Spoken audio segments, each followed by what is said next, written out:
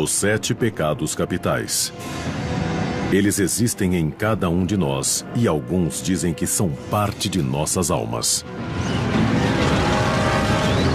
Esses pecados são fatais, eles têm um efeito gravemente destruidor na vida espiritual de uma pessoa. Luxúria, inveja, gula, preguiça, avareza, ira e soberba. De acordo com a teologia cristã, pecar é simplesmente pensar nesses pecados capitais. A Bíblia diz que o resultado do pecado é a morte. Cada um desses pecados tem uma história secreta revelando como eles se tornaram capitais. Os 7 pecados capitais tiveram um enorme impacto na história, na sociedade e em nossas almas. Você não pode transgredir a lei moral de Deus sem que alguém pague um preço terrível por isso. E o pecado que põe um preço em tudo é a avareza.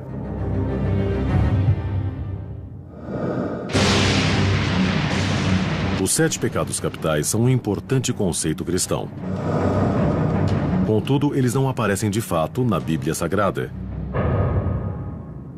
Eles apareceram primeiro no deserto do Egito, mais de 300 anos depois do Novo Testamento ser escrito. Por volta de 375 d.C., um monge chamado Evagrius Ponticus fez um retiro em um mosteiro cristão. Lá, ele começou a catalogar as tentações da alma humana, criando uma lista das mais perigosas. Evagrius acreditava que podia resumir a lista a 8 terríveis tentações. E a avareza era uma das mais capitais. Evagrius escreveu que a avareza provinha da fome que apareceria em breve, das doenças que nos visitariam, do apuro da pobreza. Os 7 pecados capitais não seriam codificados até 590 d.C., quando o Papa Gregório Magno reexaminou a lista de Evagrius. Ele reduziu a lista para 7, mudando o nome de tentações para pecados e proclamando que eram capitais. Para o Papa Gregório, o homem avarento era um assassino. Ele escreveu: aquele que guarda para seu próprio uso o que iria sustentar o pobre está matando todos aqueles que poderiam viver de sua abundância. A avareza, o desejo excessivo ou voraz de um indivíduo por riqueza ou posses. Esse pecado é conhecido por vários nomes: ganância, cobiça e cupidez. Ele leva a atividades proibidas como o acúmulo de bens, traição, corrupção e roubo. Todas as pessoas são suscetíveis à ganância. Todas as pessoas de diferentes classes, tipos e profissões. Os problemas surgem quando nossas posses nos controlam, ao invés de nós controlarmos nossas posses. Um dos primeiros exemplos do poder e da influência do pecado da avareza é encontrado no livro do Velho Testamento, Êxodo. Moisés trouxe os 10 mandamentos de Deus do alto do Monte Sinai e o entregou ao povo judeu. Essas leis básicas de ética se tornariam o código através do qual a fé guiaria suas vidas. Alguns estudiosos religiosos acham que o último mandamento, não deveis cobiçar, põe em perspectiva todas as outras leis de Deus. O último, que é a cobiça, não é uma ação, é um estado de espírito. E a avareza é um estado de espírito de onde brotam todos os outros. Nos comentários de uma antiga lei judaica chamada Talmud, as pessoas se tornam avarentas ou cometem outros pecados por causa de seu impulso maligno, ou Yetzer Hara. Para rebater esse impulso maligno de ganância e egoísmo, o Talmud tornou uma obrigação tomar conta dos demais. No judaísmo, cada comunidade precisa ter o que chamamos de prato da comunidade, basicamente um fundo de caridade. Então, a ideia desde o começo era de que as pessoas que têm possuem uma obrigação de dar para as pessoas que não têm. O judaísmo não é tão voltado para o pecado individual quanto o cristianismo. O judaísmo se preocupa com o pecado porque ele interrompe uma ordem natural e porque a comunidade do povo de Deus é o que importa. Mas apesar dos decretos de Deus e das leis sagradas, o pecado da avareza prosperou na Terra Santa. Em 586 a.C., os babilônios conquistaram Jerusalém. No livro de Jeremias, o profeta interpreta isso como castigo de Deus para uma nação dominada pela avareza. Eu daria suas esposas a um novo homem e as pastagens a novos donos. Do menor até o maior, todos cobiçavam receber. O Velho Testamento não é o único texto antigo a alertar contra a ganância. Por volta de 516 a.C., os ensinamentos de Buda se espalhavam na Índia. O religioso falava muito sobre a ganância. Para chegar ao estado de Nirvana, Buda revelou as 4 verdades nobres que são conhecidas como a essência dos seus ensinamentos. A segunda delas é que o sofrimento provém do anseio de posses terrenas ou ganância. A crença de Buda no karma também levou-o a acreditar que os gananciosos são castigados tendo de renascer como espíritos famintos. Há um reino chamado de o mundo dos fantasmas famintos. E são seres que não conseguem obter o bastante. E, como resultado, tudo se torna inadequado e nojento. Migalhas. No século III a.C., o taoísmo tinha uma profunda influência na China. O livro central da crença, o Tao Te Ching, atribuído ao filósofo Laozi, denuncia claramente o pecado da ganância. O Tao Te Ching diz que a ganância é a fonte de todo o mal da humanidade. Em 350 a.C., uma civilização mediterrânea contemplava de forma semelhante a natureza da ganância. A Grécia Antiga era fascinada pelo equilíbrio na arquitetura e na vida. A ganância era um excesso a ser evitado. A lenda de Midas é uma descrição popular do pecado da ganância. Midas era um rei rico que queria ser ainda mais rico, transformando tudo que ele tocasse em ouro. Mas depois que os deuses atenderam ao seu desejo, Midas acidentalmente transformou sua comida e até sua filha no precioso metal. E percebeu o erro que cometera. Algumas crianças gregas que ouviram a lenda de Midas cresceram pensando melhor na ganância, inclusive Aristóteles, o filósofo a quem se acredita ter formulado o primeiro código de ética no mundo clássico. Aristóteles acreditava que para poder alcançar uma boa vida, o indivíduo deve encontrar o equilíbrio entre o excesso e a deficiência. Ele encorajava a noção daquilo que chamava de liberalidade, a virtude de dar a todos o tanto que mereçam. Mas toda virtude tem seu oposto. Se você possui uma deficiência na sua habilidade de dar, você é o que Aristóteles chamava de avarento, que quer dizer mesquinho. Aristóteles via ganância em toda parte e escreveu: "A ganância da humanidade é insaciável." Em 27 a.C., a glória da Grécia havia sido sobrepujada pelo poder de Roma. Eles eram os senhores de boa parte do mundo. Mas muitos temiam que seu sucesso no mundo havia corrompido suas almas. O escritor romano Horácio criticava a decadência que via ao redor de si com uma lista de 7 vícios: avareza, amor ao elogio e ira, preguiça, os 7 pecados capitais. Por séculos abalaram o comportamento do homem, mas não são temidos universalmente. O pecado da ganância era tolerado e até mesmo comemorado durante os primórdios do Império Romano. Então, por volta do ano 30 d.C., na província da Galileia, um prodigioso professor judeu pregava contra o pecado, com palavras que carregavam uma estranha e poderosa autoridade. Jesus de Nazaré proclamou: Afastem-se da ganância, pois a vida de um homem não consiste da abundância de coisas que ele possua. Ele resumiu a ganância quando perguntou: o que lucrará um homem se ele ganhar o mundo inteiro e perder sua própria alma?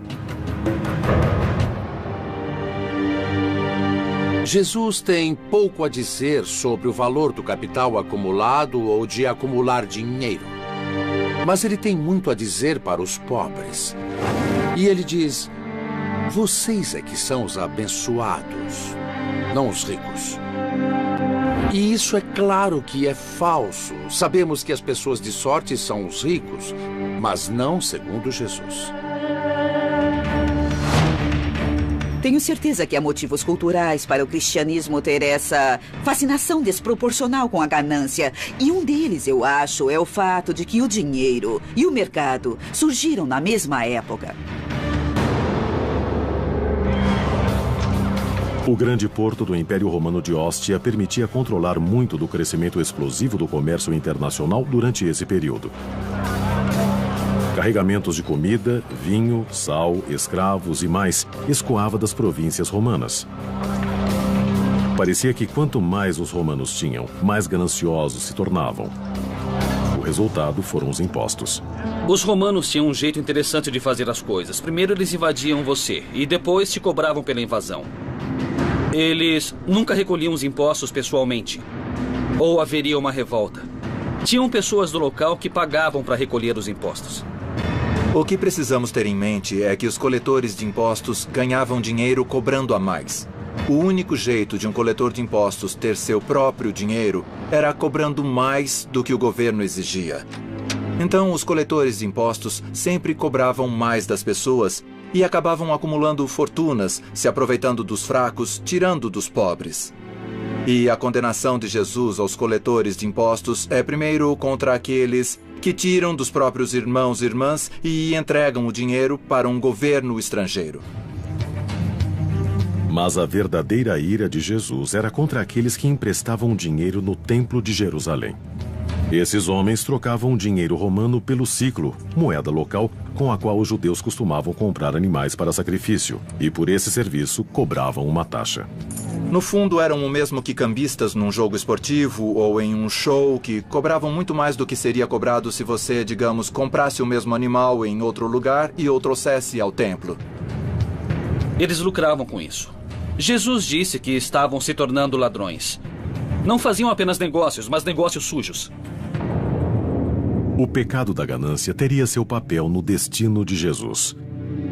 Quando ele foi traído e entregue às autoridades por seu seguidor, Judas, foi uma transação financeira. 30 peças de prata não era muito dinheiro. E ele estar disposto a vender Jesus em troca disso demonstra, no fim das contas, que é incrível o que se faz por dinheiro. Quando Jesus foi crucificado, em algum momento durante 26 e 36 depois de Cristo, os gananciosos podem ter sido perdoados, mas os seguidores dele retomaram o ataque ao pecado da ganância.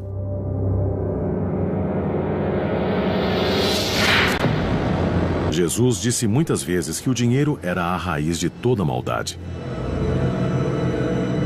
Mas a frase vem da primeira carta a Timóteo, atribuída ao apóstolo Paulo. A famosa frase grega foi mal traduzida algumas vezes. O que Paulo realmente disse é que o amor ao dinheiro é a raiz de todo mal. Não há nada de errado em ter dinheiro. É o amor excessivo por dinheiro que é a raiz de todo o mal. A ganância nos afasta dos demais seres humanos. A máxima de Paulo foi traduzida para o latim radix omnium malorum avaritia, que na nossa língua quer dizer: a raiz de todo mal é a avareza. Em algum momento, por volta do final do quarto século, começaram a escrever isso em forma de cruz. Então, tínhamos radix aqui, depois tínhamos omnia malorum avaritia, e o que tínhamos era R-O-M-A. E era o jeito deles de fazer uma crítica à política. Víamos isso nos muros como uma pichação. O nome latino para Roma tornou-se uma crítica secreta dos cristãos contra o Império, que acreditavam ter sido corrompido pelo pecado da ganância. Alguns cristãos acharam refúgio da corrupção do mundo romano em mosteiros retirados. Um monge, Evagrius Ponticus, criaria a primeira lista cristã dos pecados capitais. Sua relação dos 8 pensamentos malignos. Evagrius achava que o pecado da ganância era especialmente perigoso, porque mostrava um temor do futuro. Ele notou que muitos monges fizeram voto de pobreza. E havia uma tentação para guardar um pouco de dinheiro, porque você precisa de uma reserva para se garantir na velhice. Mas o problema da ganância é esse acúmulo de ter sempre mais. E mais nunca é suficiente. De quanto você precisa quando quer mais. Frequentemente, as posses são uma maneira de nos proteger contra as incertezas. Mas, no final, estamos destinados a uma existência que fica além dessa vida. Além de tudo contra o qual tentamos nos proteger. Então, existe o perigo de investir energia demais ou poder demais para o dinheiro. A lista de Evagrius de pensamentos malignos ficou pouco conhecida fora do clero.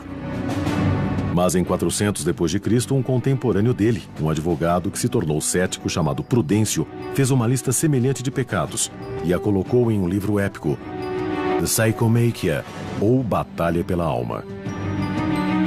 É uma alegoria do conflito entre o vício e a virtude que acontece em todos nós. The Psychomachia realmente demonstrou por quase 1000 anos o verdadeiro pensamento de Cristo. Prudêncio transformou cada vício e virtude num personagem dramático que consegue falar e sentir. Prudêncio era um gênio. Foi a primeira vez que se personificou o pecado. Isso faz parte do que é significativo aqui. Em The Psychomachia, os vícios e as virtudes lutam até a morte numa batalha épica. A personificação permitiu que pessoas leigas entendessem mais claramente o risco espiritual envolvido.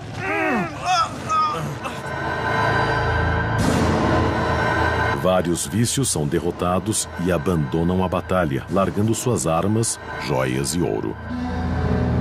Os mortos e feridos são abandonados e seu sangue e sua carne em chamas tomam conta do solo.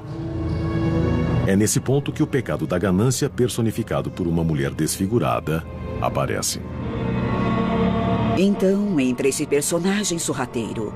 E ela tem, segundo Prudêncio, mãos iguais a garras. E ela começa a fuçar sob os corpos e debaixo de todos os feridos. E ela colhe todo o fruto da batalha. Prudêncio escreve: de todos os vícios, não há nenhum mais assustador. Com os braços repletos dos espólios da guerra, a ganância avista um grupo de padres no campo de batalha, vindo ajudar as virtudes. Ela tenta convencê-los a abandonar seus votos de pobreza, mas os padres resistem.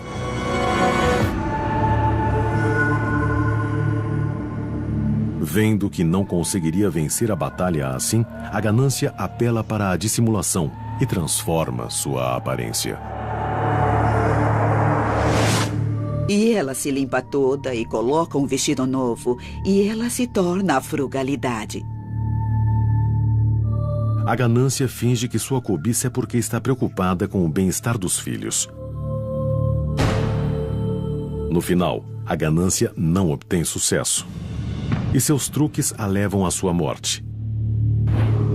The Psychomachia acaba com as virtudes, derrotando os vícios.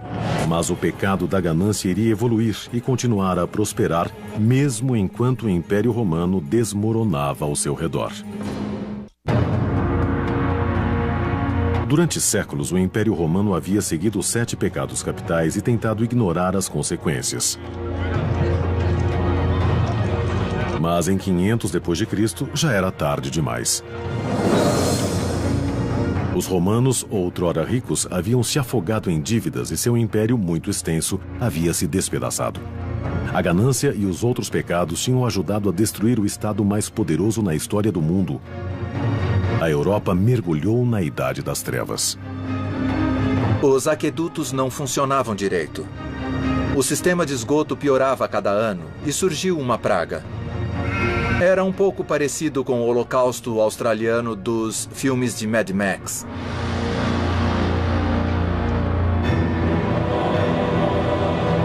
Em 590 d.C., só a autoridade da Igreja mantinha a sociedade ocidental em ordem.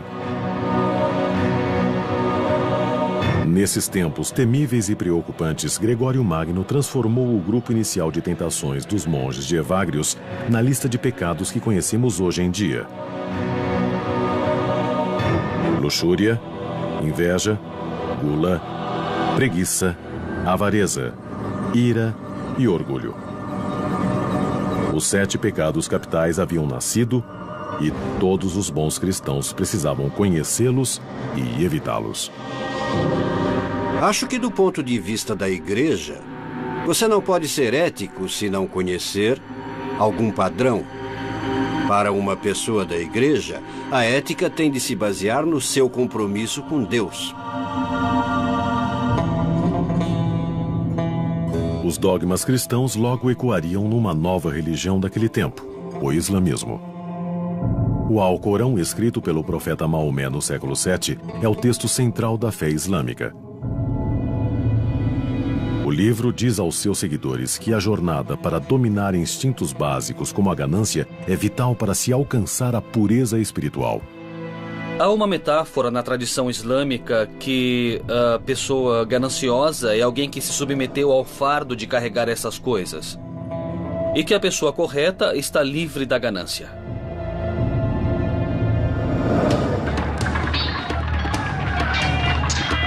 Os muçulmanos e cristãos lutaram entre si durante a Idade Média, principalmente pelo controle do Oriente Médio. As cruzadas foram promovidas com palavras sagradas, mas a ganância também carregava a cruz. Em tempos em que a riqueza significava possuir terras, conquistar a Terra Santa era uma chance de se tornar rico. Talvez o mais conhecido dos cruzados, o rei inglês Ricardo Coração de Leão, encontrou sua morte pelo pecado da ganância. Em 1199, Ricardo atacou um castelo na França em busca de tesouros. Ricardo mandou seu exército para apreender o ouro, e durante o cerco, Ricardo foi atingido por uma flecha no pescoço. Ele morreu de gangrena, mas a causa foi o pecado da ganância. Os castigos para o pecado da ganância são muitos. Em 1306, os ingleses atacaram os rebeldes escoceses no castelo de Kildrummy. Eles subornaram um ferreiro escocês traiçoeiro chamado Osborne. Ele começou um incêndio que destruiu o abastecimento de comida dos rebeldes. Os ingleses tomaram o castelo e Osborne exigiu seu pagamento, tanto ouro quanto ele pudesse carregar. Os ingleses ficaram enojados com sua ganância, derreteram o ouro e o despejaram em sua garganta. Essa terrível morte na vida real ocorreu no mesmo período em que o italiano Dante Alighieri começou sua obra-prima, A Divina Comédia, criando castigos indescritíveis para os pecadores. Nossa noção do inferno não vem essencialmente das escrituras, é de Dante. A história começa com uma visão, quando Dante encontra o escritor romano falecido Virgílio, que o guia para as profundezas do inferno. Lá, ele vê o destino dos pecadores. No quarto círculo do inferno, Dante encontra os gananciosos. Eles empurram para frente e para trás, sempre, grandes pesos que podem ser tão pesados quanto o ouro que tentaram obter em vida. Dante os chama de doentes para dar e doentes para receber, os acumuladores de dinheiro e os esbanjadores de fortunas. Esses pecadores são os dois lados de uma mesma moeda. Ambos são incapazes de controlar seu dinheiro. E então, Dante e Virgílio descem mais fundo no inferno para o oitavo círculo. Aqui, ele encontra os padres pecadores que cometeram o pecado da ganância vendendo indulgências. Indulgências eram basicamente cartas de perdão do Papa. Um pecador comprava uma indulgência que supostamente encurtaria ou até eliminaria seu castigo na vida após a morte.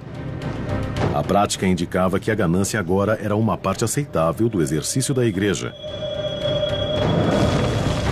Dante pune os padres que lucravam com a venda da salvação, enfiando-os de cabeça para baixo no inferno, seus pés incendiados, o inverso do ritual de batismo. Dante e Virgílio seguem para o purgatório, um local de tormento para aqueles cujos pecados podem ser perdoados. Na doutrina católica, o purgatório é um lugar onde os pecados são purificados. Os pecadores devem sofrer, mas eventualmente serão recompensados depois de seu castigo com a promessa do paraíso.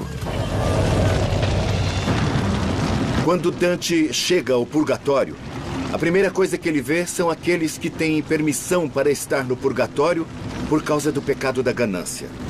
São aqueles com o rosto contra o chão, repetindo o verso de um salmo, o Salmo 119. Minha alma está apegada ao pó. Eles estão com o rosto voltado para a terra. Não podem se virar e olhar para o monte do purgatório, para onde fica o céu, para ver Deus. Portanto, esse é o maior comentário que Dante faz do que vem a ser o pecado da avareza. O inferno de Dante ajudou a moldar comportamentos sobre o pecado e a ganância nos 500 anos que se seguiram. Mas não foi o bastante para purificar a ganância da igreja, principalmente uma forma de ganância chamada simônia. A simônia era a aceitação de pagamento por serviços eclesiásticos, como a confissão. Por muitos motivos, essa é a pior forma de ganância. Quando a religião estabelecida, quando a instituição em si mesma começa a agir com ganância, não há maneira de se redimir. A crença que se desenvolveu na Idade Média é de que o motivo pelo qual alguns religiosos cometiam os 7 pecados capitais era porque estavam possuídos por demônios. A ganância estava se tornando tão difundida que tinha seu próprio demônio. O nome dele era Memon. Os cristãos conheciam esse nome do Sermão da Montanha, quando Jesus alertou: vocês não podem servir a 2 senhores, Memon e Deus. Escolham um ou outro. Durante a vida de Jesus, Memon era um nome aramaico que significava riquezas ou propriedade. Mas a definição mudaria na Idade Média. Esse termo se tornou um sinônimo de diabo. No estudo da demonologia, Memon renasceria no pensamento cristão como um diabo, literalmente, a cria do inferno da ganância, o inimigo da caridade e o destruidor da paz.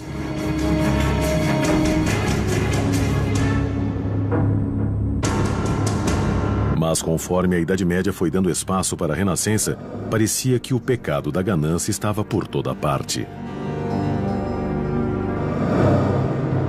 Em 1557, Peter Bruegel, o grande pintor alemão, retratou o pecado da ganância no quadro Peixe Grande Come Peixe Pequeno. O que temos é uma declaração simples de é claro que é assim que as coisas são.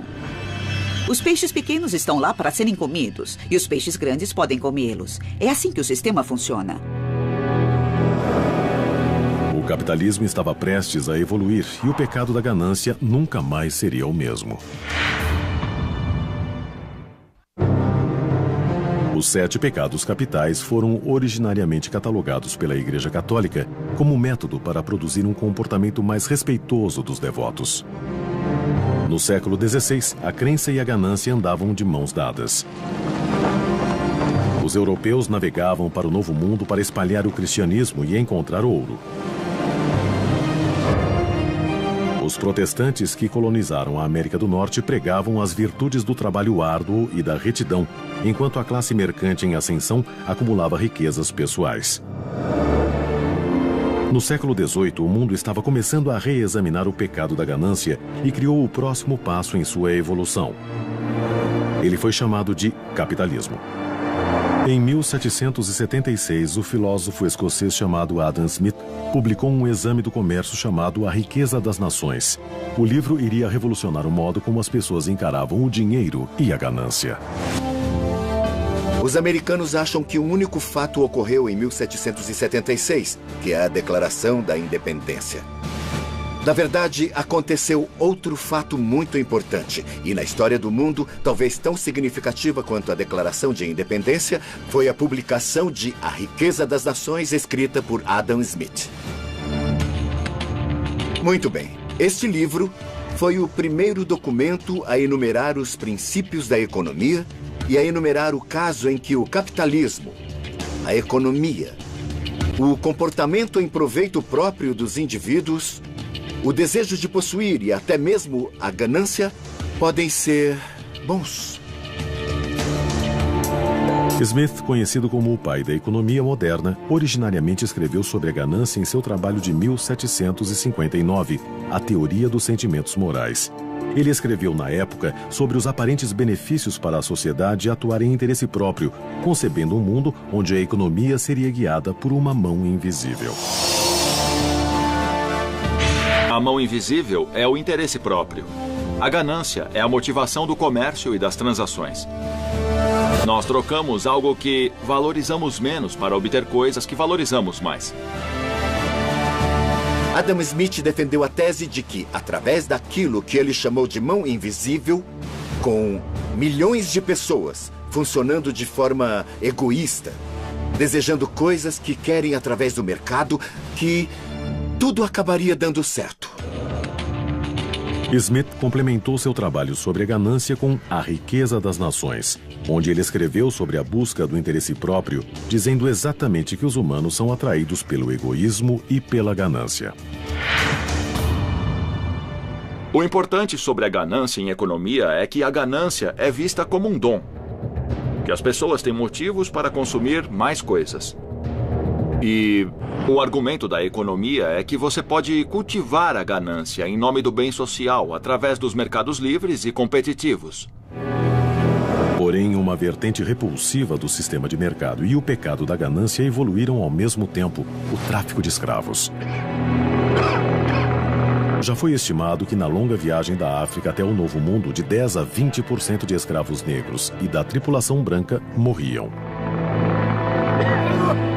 Mas esse era o preço de fazer negócios.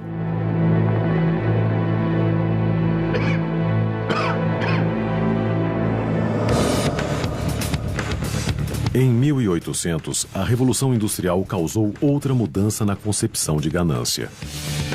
A escravidão agrícola fora extinta pela Guerra Civil Americana, mas uma nova classe de pobres explorados se encontrava trabalhando em péssimas condições nas cidades com fábricas.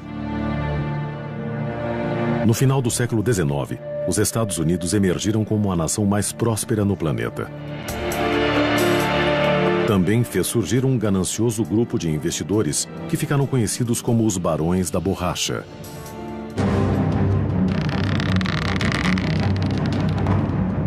Esse grupo de banqueiros e homens de negócio acumularam fortunas gigantescas com práticas mercantis antiéticas e anticompetitivas.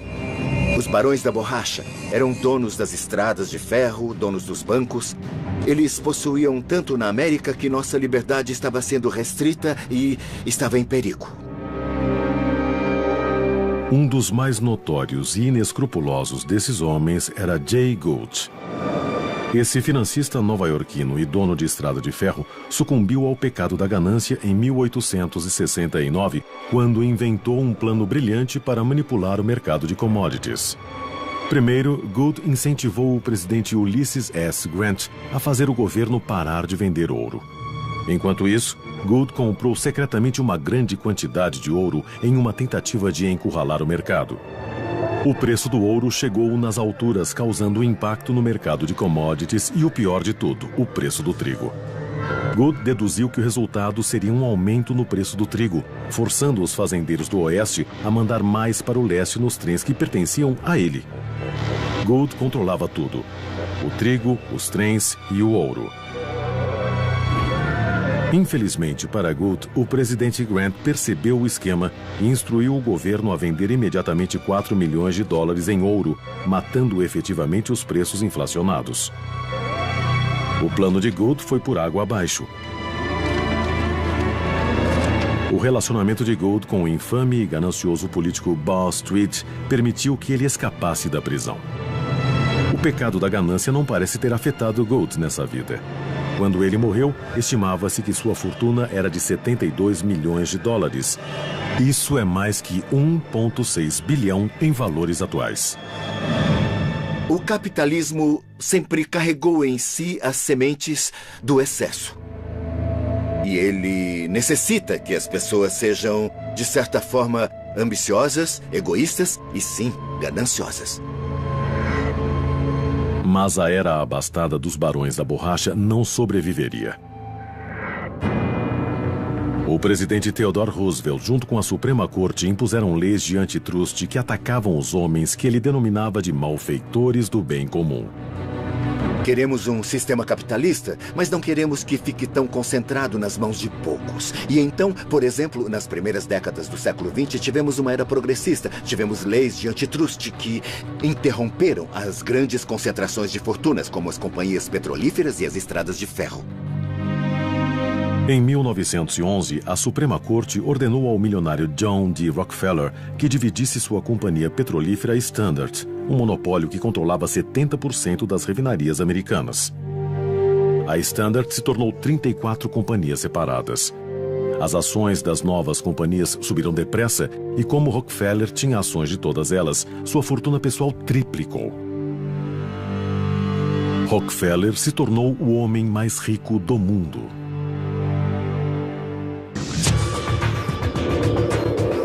Era um momento determinante na evolução do pecado da ganância.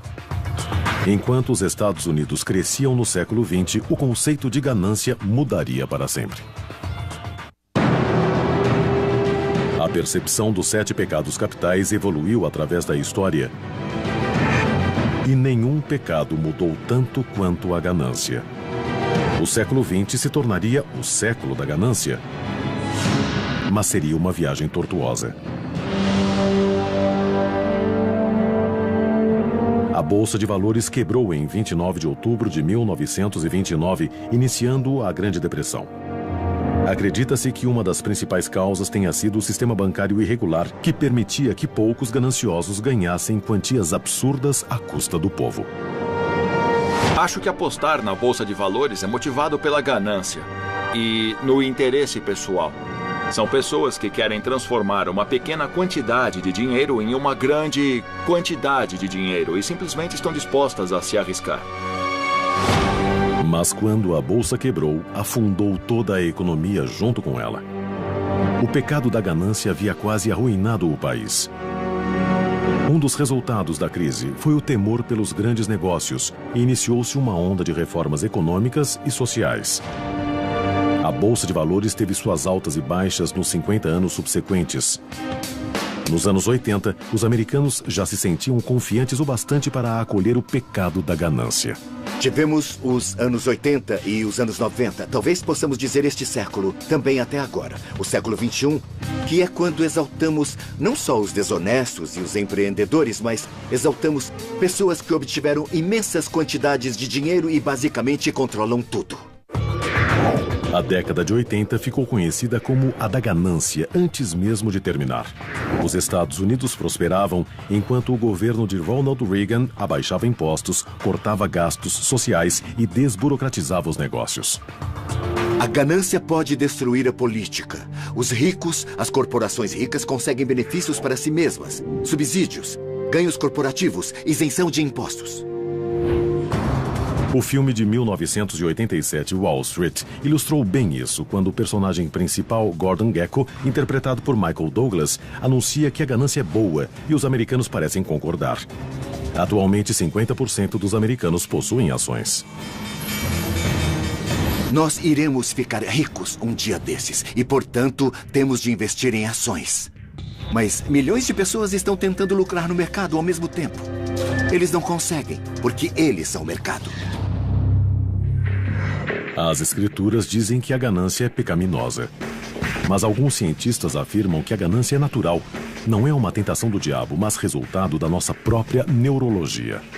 Cada ação que praticamos se baseia na descarga de neurônios em nosso cérebro. Ressonâncias magnéticas e tecnologia sofisticada revelam exatamente o que acontece quando o cérebro humano se torna ganancioso. Deixe-me definir isso como querer muita coisa. Basicamente, sabemos muito bem o que é querer muita coisa e quando conseguimos algo, recebemos uma dose de um neurotransmissor chamado dopamina que o faz se sentir bem. Animais apertam alavancas que aumentam sua dose de dopamina e isso pode até matá-los, mas continuam puxando a alavanca. Então, por que não começa clicando em Start? Tudo bem. Quanto maior a bexiga, mais dinheiro eu ganho. Exato. Tudo bem. Nesse teste comportamental, os indivíduos enchem uma bexiga gerada por computador. Quanto maior ela fica, mais dinheiro eles ganham. Mas se o indivíduo ficar ganancioso demais, a bexiga estoura e eles perdem tudo.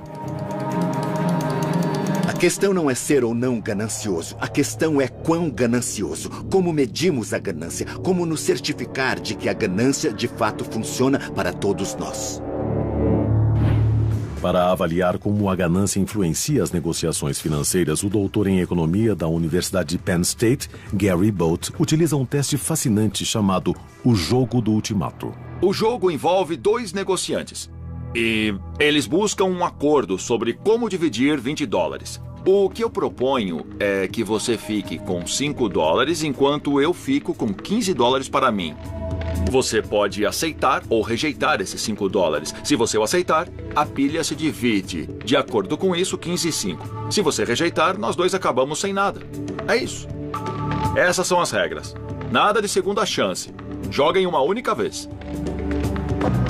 Quase metade dos que fazem a proposta são tomados pelo pecado da ganância e oferecem o valor mais baixo possível. Quase a mesma quantidade dos testados aceita a oferta mais baixa, contanto que ganhem algo. Talvez os dois lados sejam gananciosos, mas alguns são menos ambiciosos. Cerca de 10% têm uma reação diferente à ganância. Eles insistem em dividir meio a meio e estão dispostos a acabar sem nada do que aceitar o que consideram uma proposta injusta. Acho que cada um deve ganhar a mesma quantia de dinheiro, independente de qualquer coisa. Esse grupo parece rejeitar o pecado da ganância por completo. Mas essas pessoas estão realmente renunciando à ganância ou é apenas uma questão de definição? Pode ser que a noção tradicional de ganância por bens materiais simplesmente necessite ser ampliada. As pessoas querem bens materiais, mas também querem bem-estar social. Querem ser tratadas de forma justa. Elas querem muitas coisas para si mesmas. Querer alguma coisa. Esse desejo é a faísca que desperta o diabo ou o DNA é o maior responsável pelo pecado da ganância? Eu acredito que a ganância seja algo que todo mundo possua. Portanto, faz parte da constituição biológica. Mas se a ciência provar que a ganância faz parte do nosso DNA, isso realmente significa que não temos controle sobre ela? O Papa Gregório e Evagrius diziam que a ganância é maligna. Os barões da borracha e ícones de Hollywood diziam que a ganância é boa. Qual deles está certo? Independente da resposta, uma coisa é certa. Ganância. Nós nunca vamos derrotá-la.